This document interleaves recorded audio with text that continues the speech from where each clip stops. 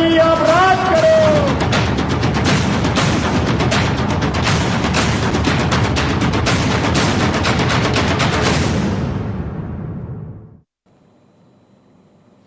Break के बाद एक बार फिर से स्वागत है। बात कर रहे हैं उपचुनाव की, जहां दोनों ही सियासी दल एक दूसरे को टक्कर देते हुए नजर आ रहे हैं। मतदान के लिए पूरा जोर यहां पर लगाया जा रहा है कि ज्यादा से ज्यादा वोटर्स उनके पक्ष में वोट करें। दिग्गज मैदान को संभाले हुए हैं। संदीप हमारे साथ बने हुए हैं। संदीप, जैसा कि वरिष्ठ पत्रकार आपने उनको सुना, वो ये कह रहे हैं कि अभी किसी के लिए भी कहना मुश्किल है, बल्कि खुद भाजपा या कांग्रेस के जो दिग्गज नेता हैं वो नहीं कह सकते कि किसी एक सीट पर वो पूरी तरीके से जीत रहे हैं, इसका उन्हें भरोसा हो।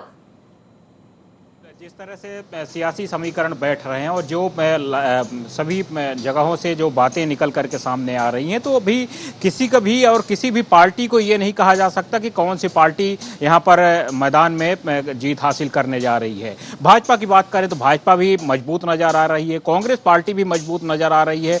जिस तरह से बिकाऊ और टिकाऊ की बात कही आदरणीय अनिल श्रीवास्तव जी ने, उनकी भी बात कहीं ना कहीं सही नजर आई, क्योंकि बिकाऊ और टिकाऊ का मुद्दा यहाँ पर जमकर चल रहा है। जहाँ जहाँ भी चुनाव हो रहा है 28 सीटों पर, तो ये चीज़ें थोड़ा सा भारतीय जनता के लिए, पार्टी के लिए कहीं ना कहीं थोड़ा सा मुसीबत जरूर बने हैं। लेकिन भाजपा काउंटर अटैक करने में माहिर मानी जाती है। लगातार जब भी भाजपा काउंटर अटैक करती है तो कहीं ना कहीं बल्कि कांग्रेस ही बेबस नजर आती है। वो चीज़ यहाँ भी लगातार देखने को मिली है। ये बात सही है, जैसा कि आपने भी पहले कहा कि जब मैदान में है सामने विरोधी तो उसे कमतर नहीं आंका जा सकता। और कांग्रेस की जिस तरह से रणनीति हमने विधानसभा चुनाव में देखी, उसके बाद उपचुनाव में उसे कमजोर आंकना ये ठीक नहीं है। लेकिन क्या ये माना जाए कि कुछ ऐसी बातें रही हैं फिलहाल जनता के दिलो दिमाग में भी, जो कर्ज माफी से जुड़ी हुई थी, जो बेरोजगारी भत्ते से जुड़ी हुई थी, अन्य भी कई ऐसे वचन थे जो कांग्रेस ने पूरे करने की कोशिश जरूर की, लेकिन समय का बार बार अब वो हवाला देते हैं। तो क्या जनता भी इस बात को समझ रही है?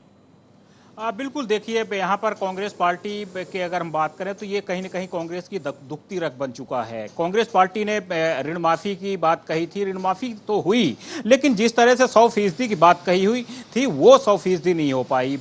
युवाओं को जो बेरोजगारी भत्ता देने की बात कही गई थी, बेरोजगारी भत्ता युवाओं को नहीं मिला। 4,000 रुपये महीना देने की बात कही गई थी। उसके अलावा अगर हम कन्या विवाह योजना की बात करें तो 27 से 51,000 रुपये करने की बात कही थी तत्कालीन मुख्यमंत्री कमलनाथ ने, लेकिन आज तक उन्हें लड़कियों को, विवाहिताओं को वो राशि नहीं मिल पाई है, पेंडिंग पड़ी है आज भी।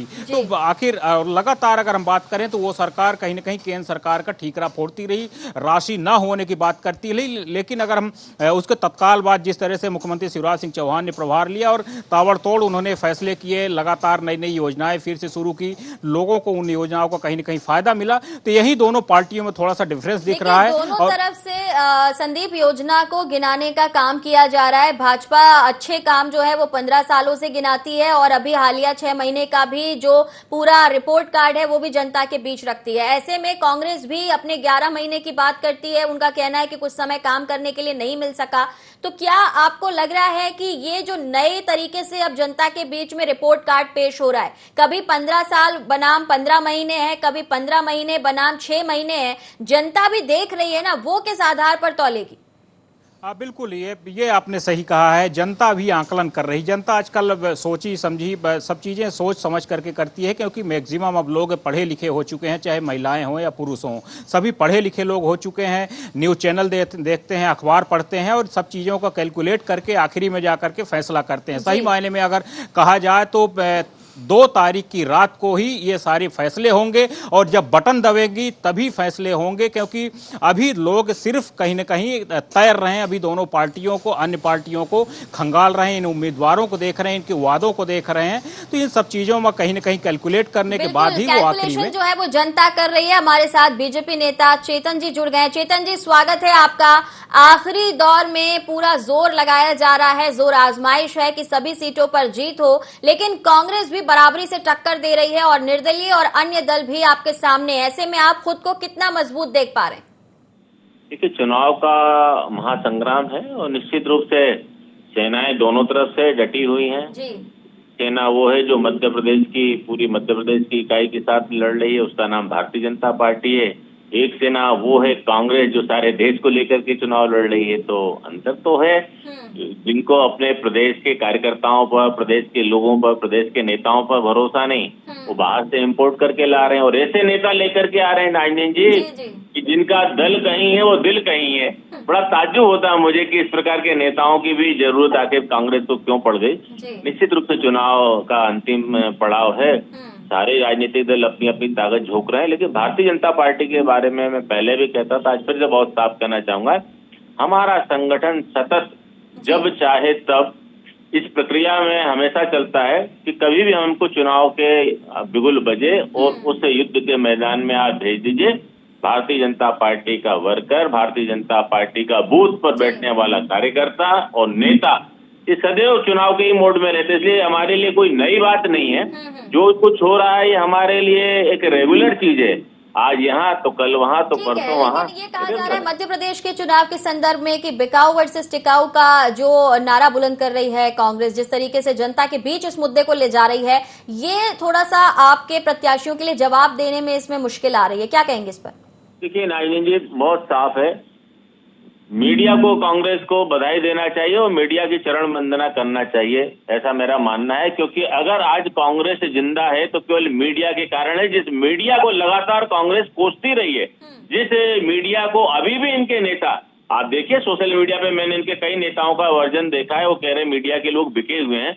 इनको ये बताइए कि जिस दिन इस हिंदुस्तान का चौथा खंभा बिक गया उस दिन आप इस भारत की भूमि पर रहने के योग्य भी नहीं बचोगे, क्योंकि भारत की जनता ने आपको नकार दिया है। जो हमारे राष्ट्रीय अध्यक्ष हुआ करते थे माननीय अमित शाह जी, उन्होंने एक नारा दिया था कांग्रेस मुक्त भारत। ये कांग्रेस मुक्त भारत तो हम कब का बना चुके होते अगर ये मीडिया नहीं आती बीच में, तो ठीक बात है, लेकिन कांग्रेस के नेताओं को जो आरोप लगाना है वो लगा सकते हैं। चलिए मैं चाहूंगी कि आपके इस बात का जवाब फिरोज सिद्दीकी दे, वो जुड़ गए हमारे साथ। फिरोज साहब क्या कहना चाहेंगे, कांग्रेस मुक्त हो चुका होता भारत? जिनके पूर्वज जो है चार पार्टी अपनी पार्टी के 4 बार नाम रख चुके हों, हिंदू महासभा, फिर जनसंघ, फिर जनता पार्टी, फिर भारतीय जनता पार्टी और अब ये 5वीं है मोदी पार्टी, तो उनको ऐसा ही लगता है कि जो विचार है वो कभी भी बदला जा सकता है। कांग्रेस एक विचार है, महात्मा गांधी जब तक हैं तो वो एक विचार थे, हैं और रहेंगे, और वो विश्व की धरोहर है महात्मा गांधी, उनका अनुसरण करके कांग्रेस पार्टी चलती है। अब भारतीय जनता पार्टी जहां तक मीडिया को कह रही है कि मीडिया को कांग्रेस पार्टी जो है वो महात्मा गांधी का अनुसरण करती है, और महात्मा गांधी ये चाहते थे कि मीडिया स्वतंत्र और निष्पक्ष रहे, और आज भी है वो। ये वो लोग हैं जो सुप्रीम कोर्ट में बेचारे मजदूर जब पैदल चल रहे थे, मीडिया ने लड़ाई लड़ी उन मजदूरों की, तो ये सुप्रीम कोर्ट अपना काम करेगा। हम किसी को छुपाने और दिखाने के जोर में नहीं काम करते, जो सच है वो हमें दिखाना है, और पूरा मीडिया जो है वो यही काम करता है। लेकिन अभी फिलहाल सवाल ये है कि उपचुनाव के इस दंगल में आप कितनी टक्कर दे पा रहे हैं, क्योंकि भाजपा ये कह रही है कि वो हमेशा चुनावी मोड में रहते हैं, उनकी तैयारी तो लगातार एक जैसी ही होती है, आप कभी भी चुनाव करा लीजिए। जब जमीन पर जनता भारतीय जनता पार्टी के कैंडिडेट को, जो प्रत्याशी है वर्तमान में, उनको वो बिकाऊ कह रही है, भारतीय जनता पार्टी के प्रत्याशी की जगह उनको गद्दार कह रही है, उनको कह रही है कि आपने हमारा वोट बेच दिया, अब उसमें फिर भारतीय जनता पार्टी सवाल कर रही है। और मुझे तो तरस आता है बेचारे चेतन सिंह जी पे, उनके बाकी के अपने जो लोगों पे, कि कांग्रेसी आपस में चुनाव लड़ रहा है, वो भारतीय जनता पार्टी दरी बिछा रही है, और उसके बाद भी कहती है कि कांग्रेस मुक्त भारत बना देंगे। ऐसे विचार के साथ कांग्रेस, ये आपने अहम सवाल किया है। चेतन जी क्या कहना चाहेंगे इस पर? फिरोज जी की पीड़ा मैं समझ रहा हूँ कि पता नहीं कौन से बिल्ली के भाग्य से छीका टूटा था, और उसका अभी सुख भी मेरे मित्र फिरोज को नहीं मिल पाया, तो इनकी पीड़ा मैं समझ सकता हूँ। लेकिन आपने नारा बहुत अच्छा दिया है, गद्दार और खुद्दार, क्योंकि इस हिंदुस्तान का जो नींव का पत्थर गाड़ा था पंडित जवाहरलाल नेहरू और बाकी नेताओं ने, वो गद्दारी के आधार पे ही गाड़ा था। देश के टुकड़े, देश का विभाजन करने वाले, प्रधानमंत्री की कुर्सी की खातिर इस देश को बेचने वाले, ये हिंदुस्तान का इतिहास कभी नहीं रहा है। चलिए देखिए चेतन साहब, इतिहास भी जनता ने देखा है, जानती है, समझती है, और अभी हालिया जो हुआ है वो तो इतिहास में तब्दील होगा, वक्त लगेगा, लेकिन इतनी जल्दी में जब उपचुनाव जनता के सिर पर आ गया है तो क्या लगता है आपको जनता किस आधार पर वोट करेगी? क्योंकि फिरोज जी जैसा कह रहे हैं कि आपके नेता नहीं है, अब वही है जो पहले कांग्रेस में थे और वापस कांग्रेस से मुकाबिल है। देखिए नाज़नीन जी, निश्चित रूप से भारतीय जनता पार्टी के उन विधानसभा क्षेत्रों में जहां चुनाव लड़ रहे हैं वो नेता वहां के चुनाव तो हारे हैं, इससे कोई इंकार नहीं कर सकता।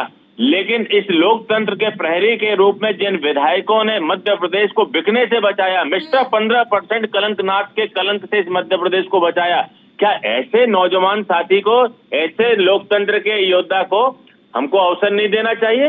देना चाहिए, निश्चित रूप से देना चाहिए। जो बिकाऊ और टिकाऊ की बात करते हैं, परसों के दिन क्या हुआ है उत्तर प्रदेश बगल में हमारे, देखिए समाजवादी पार्टी और कांग्रेस ने मिलकर के किस तरह से बहुजन समाज पार्टी के विधायकों को खरीदने का काम किया। तो बिकने और बिकाने का, टिकने और टिकाने का और महिलाओं को आइटम बताने का, भैया ये चाल चरित्र चेहरा, ये तो कांग्रेस।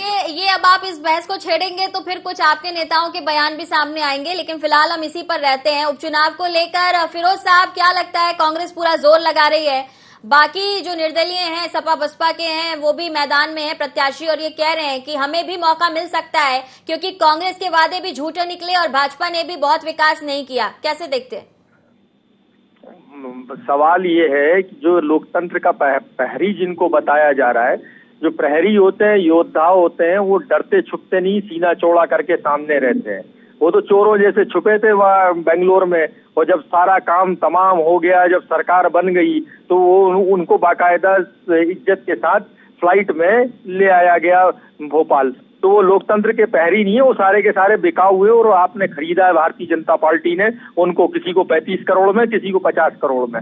हमारा उसका सवाल नहीं है। कांग्रेस पार्टी अपने कार्यक्रम के आधार पर वोट मांग रही है। कांग्रेस पार्टी इस बात को लेकर वोट मांग रही है कि हमारे को 15 महीने मिले थे, आपने हमारी 100 रुपए की बिजली भी देखी और कर्जा माफी देखी और शुद्ध पे युद्ध देखा, हमको 5 साल मौका दीजिए ताकि हम मध्य प्रदेश का एक नया नक्शा बना सके। उसके बाद जो जनता फैसला करेगी वो सराखों पे रखेगी कांग्रेस। सही बात है, जो जनता फैसला करेगी वही आखिरी फैसला होगा। और इसके लिए चेतन जी आप भी तैयार हैं, क्योंकि लगातार देखा जा रहा है आप भी अपनी योजना और विकास कार्यों को लेकर संकल्प के माध्यम से जनता के बीच हैं। देखिए, गरीबों के जन कल्याण का रथ अगर इस मध्य प्रदेश की 7.5 करोड़ जनता ने देखा है तो भारतीय जनता पार्टी के नेता आदरणीय शिवराज सिंह चौहान जी के युग में देखा। बिटियाओं के जन कल्याण की योजनाएं चली हैं, गरीबों के उत्थान की योजनाएं चली हैं। गरीबों ने अपने स्वयं की छत अगर पाई है तो भारतीय जनता पार्टी के राज में पाई है। युवाओं को अगर रोजगार के अवसर मिले हैं तो भारतीय जनता पार्टी के राज मिले। किसानों को खेत में अगर पानी गया है तो भारतीय जनता पार्टी के राज में। जो कुछ आप कह रहे हैं अगर वो वाकई जनता को मिला है तो फिर जनता सोच समझकर ही उसे किसका साथ देना है ये तय करेगी। दोनों का बहुत शुक्रिया हमें समय देने के लिए। तो चुनाव के इस दंगल में दिग्गज नेता डटे हुए हैं, वोट की अपील कर रहे हैं, लेकिन जनता भी रिपोर्ट कार्ड लेकर बैठी है और तय करेगी आने वाली 3 तारीख को कि किसे वोट देना उसके लिए हित में होगा और किसके लिए वोट देना उसके अहित में होगा। फिलहाल दीजिए इजाजत, नमस्कार।